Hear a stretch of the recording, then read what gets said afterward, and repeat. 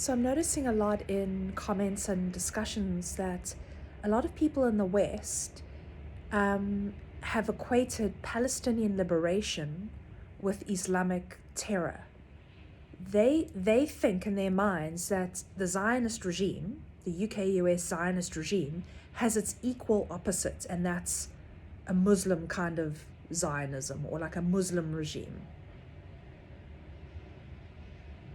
And that's why they're quite complacent, because they think, well, why would I speak up against Zionism? Because on the other side, it's jihadist Islamic terror. And that's what, it's going to go, they're going to do it the other way around. So whichever way around it happens, who cares? That's what they're thinking. They don't understand that there isn't an Islamic terror. There's only Zionist terror. Because their media and their stories and all of it, the UK-US Zionist regime has indoctrinated their population in a deep, deep Islamophobia, a deep dehumanization of the Muslim identity on every level. So, and I've spoken about this before, but Iran itself, right? I've been very vocal about that dictatorship, but that dictatorship was set up by the UK-US Zionist regime because the previous Shah was going to nationalize their oil reserves, and so the CIA and British intelligence overthrew him and put in the current Ayatollah Khomeini. So even Taliban, ISIS, Hamas, all of these are created by the Zionist regime because they go into places, they terrorize. Obviously, resistance arises naturally. You're allowed to fight back. Then they infiltrate the resistance and they radicalize it, and they start to sort of pump that out on their media systems. And they're like, well, look at this. Look at these freaking nutters over here. Look at these crazy Islamic jihadists. Woohoo! Terrorists. We better carry on doing what we're doing because the other option is these guys. But those guys are like a tiny minority that is completely controlled by the larger evil here, which is Zionism. There is no equal opposite of Muslim terror. That's a fabrication. And it's been pushed so hard in Western media that people fully believe that now.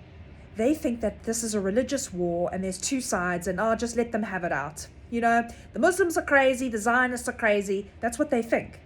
They don't understand that there is nothing other than Zionism at the head of all of it.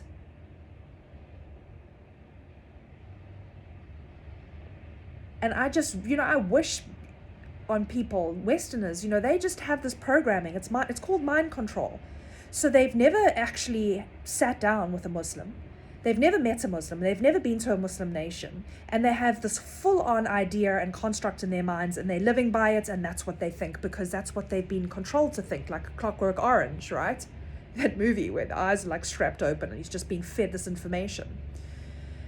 And I spent a lot of time in Kashmir on my travels. And as a single woman, a nun, I want to say that I've never felt more safe traveling alone than I have with Muslim people. I've never felt more safe than with Muslim people. You are blessed if you walk into a Muslim household. You don't even know the level of hospitality. Oh, have you eaten? Yes, I've eaten. Well, I'm going to be feeding you anyways. Come sit here. Come sit. Bring some tea for the guest. The guest is an angel in a Muslim household. An angel. You are treated with utter respect. And I just wish everybody got to taste the beauty of the Arab people, the Muslim people, such a hospitable, loving people. Because they've been so dehumanized by the Western propaganda machine that everyone's just sitting by because they're like, oh yeah, those guys are just terrorist animals. Like, no. Those are the minority factions that were created by Zionism and get used by Zionism in order to keep their occupation going. I wish everybody the honor of sitting down in the home of a Muslim person. Because